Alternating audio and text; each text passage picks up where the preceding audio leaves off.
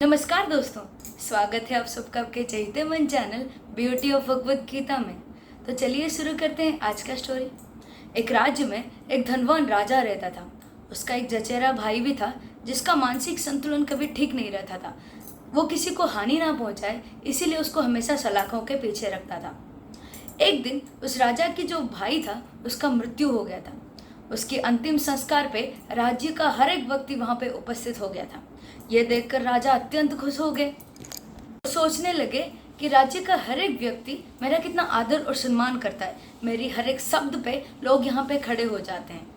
इसके कुछ दिन बाद ही उस राज्य का राजा का मृत्यु हो गया, लेकिन राजा का अंतिम संस्कार पे राज्य का एक भी व्यक्ति वहां पे उपस्थित नहीं था।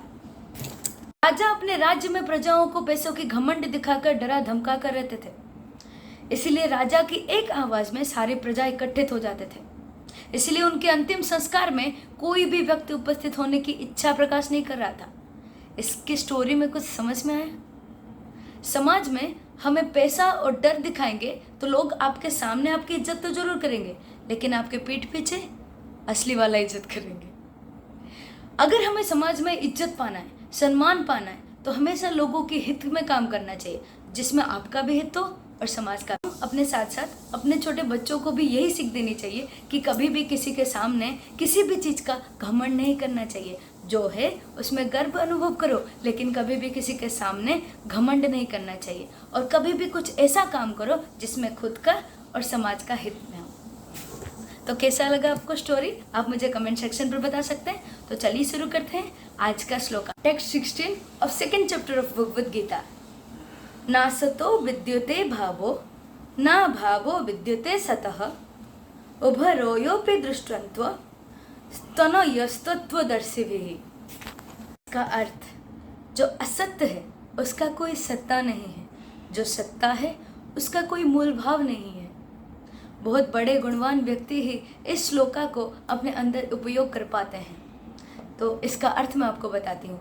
भगवान श्री कृष्ण अर्जुन को समझाते हुए कहते हैं कि मनुष्य की जिंदगी में सुख और दुख दोनों पहिए हमेशा चलते रहते हैं। एक बार सुख आता है तो उसके पीछे दुख भी दरवाज़ा खटखटाता रहता है। जब दुख में हम बहुत गम में फील करते हैं, उसके बाद खुशी से सुख भी दरवाज़ा खटखटाता रहता है। और भगवान श्री कृष्ण अर्जुन को समझाते हुए यही कहते हैं, जो गुणवान व्यक्ति हमेशा अपने ज़िंदगी में सुख और दुख में समान व्यवहार करता है, उसी के लिए ज़िंदगी हमेशा आसान रहे। इस श्लोका से हमें यह सीख मिलती है कि हमारी ज़िंदगी में दुख हो या सुख हो, दोनों में बैलेंस करके हमें संभालना चाहिए। ना किसी में ज़्यादा खुशी, ना किसी में ज़्यादा दुख प्रकाश नहीं करेंगे। भगवान श्री कृष्ण अर्जुन को यह भी बताते हैं कि मनुष्य की ज़िंदगी में सुख और दुख परिवर्तित है, जो अपरिवर्तित है वो एक ही चीज़ है, वो है आत्मा। कैसा लगा आपको स्टोरी एंड श्लोका? आप मुझे कमेंट सेक्शन पर बता सकते हैं। आज के लिए इतना ही। चलिए नेक्स्ट करते हैं, next shloka and next story. Hare Krishna.